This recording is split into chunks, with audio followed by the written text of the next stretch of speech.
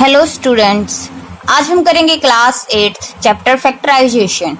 Factorisation chapter की हम 5 video पहले ही बना चुके हैं बच्चों। अलग अलग तरीके से अलग अलग टर्म में अगर क्वेश्चन हो हमारे पास तो हम उनका किस तरीके से फैक्टर्स निकालते हैं। आज हम सीखेंगे, इसकी 6 वीडियो करेंगे। इसमें हम करेंगे x² प्लस 3x प्लस 2। अगर इस तरीके का आपका क्वेश्चन हो तो हम इसका फैक्टर कैसे निकालते हैं। अब देखिए बच्चों, यहाँ पर अगर आपका कोई ऐसा नंबर होता जो स्क्वायर किसी न किसी का स्क्वायर होता है ना, यहाँ पर अगर आपका कोई ऐसा नंबर होता जो किसी न किसी का स्क्वायर होता तो हम इस क्वेश्चन को हमने जो पार्ट 5 में सीखा था उस तरीके से करेंगे, है ना। जैसे कि हमने पार्ट 5 में एक क्वेश्चन किया था ना,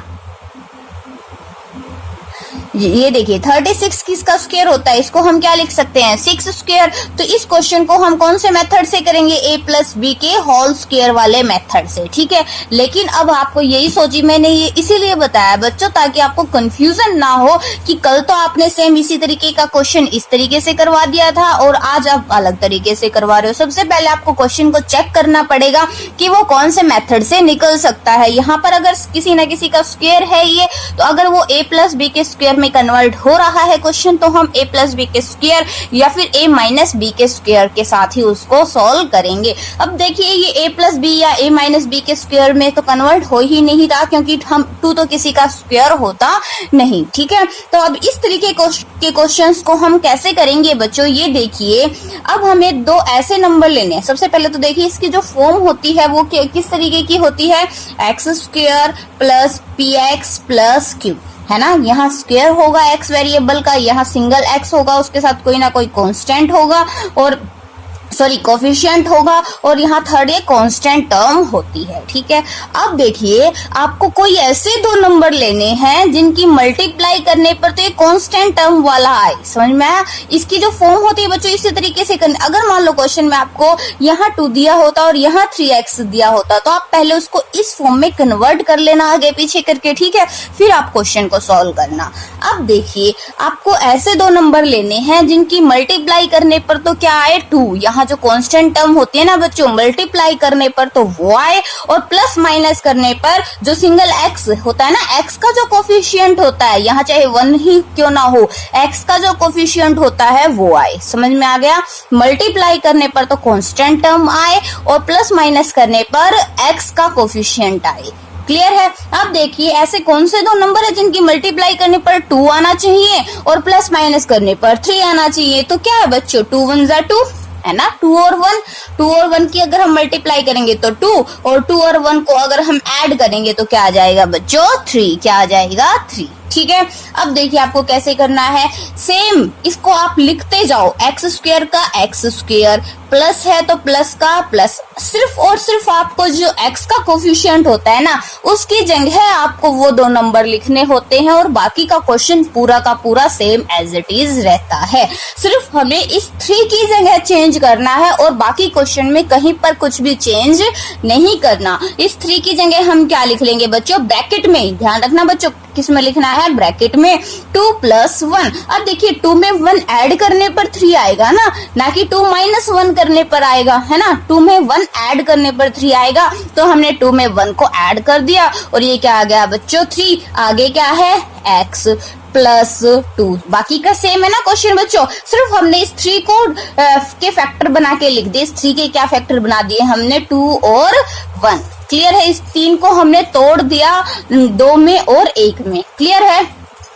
अब देखिए इसको सोल्व करेंगे, x²। अब हम इस ब्रैकेट को सोल्व करते हैं। ब्रैकेट के बाहर अगर माइनस होते हैं तो साइन चेंज हो जाते हैं, माइनस तो है नहीं बच्चों, क्या है प्लस, तो साइन तो वही रहेंगे। और ब्रैकेट के बाहर देखिए x है तो x की इन सब के साथ क्या होती है, मल्टीप्लाई। अब x की 2 के साथ मल्टीप्लाई करेंगे तो क्या आ जाएगा बच्चों 2x प्लस का, ठीक है। फिर प्लस x की 1 के साथ करेंगे तो x आ जाएगा। आगे क्या है +2। अब देखिए इस 3 टर्म वाले क्वेश्चन को हमने 4 टर्म में कन्वर्ट कर दिया ना 4 टर्म में। और हमने एक फैक्टराइजेशन की एक पार्ट में हमने सीखा था कि आपके पास 4 टर्म में क्वेश्चन हो तो उसको हम कैसे सॉल्व करते हैं। 4 टर्म में क्वेश्चन होते हैं तो फर्स्ट 2 टर्म्स को ले लेते हैं, लास्ट 2 टर्म्स को ले लेते हैं। ले लिया हमने। अब इन दोनों में से कॉमन ले लो और इन दोनों में से कॉमन। इन दोनों में से क्या कॉमन है बच्चों? x है ना। यहाँ से x स्क्वायर में से एक x बाहर गया तो सिंगल x बच गया, प्लस ये 2 मल्टीप्लाई x है,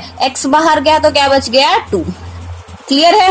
अब देखिए आगे से हमें कुछ ऐसा ही कॉमन लेना होता है जिससे सेम डिट्टो यही बने अंदर, जिससे कॉमन लेने के बाद अंदर सेम x प्लस 2 ही बच जाए। और वैसे भी यहाँ से तो कुछ भी कॉमन नहीं नजर आ रहा, नहीं है ना कुछ भी कॉमन। और जब कुछ भी कॉमन नहीं होता तो 1 कॉमन होता है और सारे ही प्लस के हैं। यहाँ भी प्लस का ही बचना चाहिए तो हम +1 ही कॉमन ले लेंगे। ठीक है, यहाँ प्लस माइनस ये साइन ध्यान रखना बच्चों।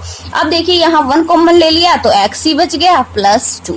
देखिए डिट्टो बन गया ना बच्चों। अब देखिए ये एक टर्म बन गई और ये दूसरी टर्म बन गई। ठीक है, अब इसमें से कॉमन क्या है? x plus 2। क्या कॉमन है? x plus 2। और यहाँ से क्या बच गया? x और यहाँ से क्या बच गया? +1। ये हो गया हमारा क्वेश्चन। इसकी फैक्टराइजेशन हो गई x plus 2 and x minus x plus 2 और x प्लस 1। ठीक है, इस तरीके से हमें फैक्टर बनाने हैं। एक नेक्स्ट क्वेश्चन और करते हैं। अगर आपको क्वेश्चन दे दिया जाए x स्क्वायर -9x प्लस 20, अगर आपको ये क्वेश्चन दे दिया जाए तो बच्चों देखिए आपको अब ऐसे 2 नंबर लेने हैं जिनकी मल्टीप्लाई करने पर तो क्या आए? 20। जिनकी मल्टीप्लाई करने पर क्या आए बच्चों? 20। और प्लस माइनस करने पर क्या आए? 9। प्लस माइनस करने पर क्या आए? 9। समझ में आ गया?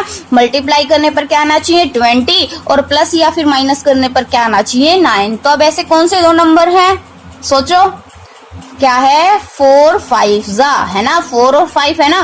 4 5 जा क्या होता है बच्चों? 20 और 4 प्लस 5 क्या होता है? 9। आ गए ना, 4 और 5 हो गए वो 2 नंबर। तो सेम, और हमें कहीं पर भी कुछ नहीं करना, सिर्फ और सिर्फ इस 9 की जगह चेंज करनी है। x स्क्वायर माइनस 9 की जगह ब्रैकेट स्टार्ट कर दो और इस ब्रैकेट में क्या लिख देंगे हम? 9 कैसे आएगा? 4 और 5 को ऐड करने पर आएगा ना। समझ में आया? 9 कैसे आएगा? 4 और 5 को ऐड करने पर। 4 प्लस 5 या फिर 5 प्लस 4, आपकी मर्जी है। ठीक है, आगे क्या है? x। आगे क्या है? x प्लस 20 क्या है? 20। क्लियर है यहाँ तक? अब देखिए बाहर माइनस, आगे सोल्व करेंगे इस क्वेश्चन को। x स्क्वायर, अभी ब्रैकेट के बाहर माइनस है तो अंदर के साइन तो चेंज होंगे ना बच्चों। ये भी प्लस का है 4 तो माइनस का हो जाएगा, ये 5 भी प्लस का है तो माइनस का, और बाहर x भी है तो x के साथ इनकी मल्टीप्लाई भी होगी तो क्या हो जाएगा? माइनस का 4x माइनस का 5x प्लस 20। क्लियर है? अब देखिए 4 टर्म में क्वेश्चन बन गया। इन फर्स्ट 2 टर्म्स को ले लेते हैं और ये लास्ट 2 टर्म्स को ले लेते हैं। अब इस फर्स्ट 2 टर्म में से क्या कॉमन है बच्चों? x। क्या कॉमन है? x। ब्रैकेट स्टार्ट करो। x स्क्वायर में से x बाहर गया, क्या बच गया? x। क्या बच गया? x। आगे माइनस, ये 4x में से x बाहर गया, क्या बच गया? 4। क्लियर है? अब इसमें से क्या कॉमन ले कि डिट्टो यही बन जाए। अब देखिए 5x है, इस 20 को हम क्या लिख सकते हैं? 5 मल्टीप्लाई 4 है ना।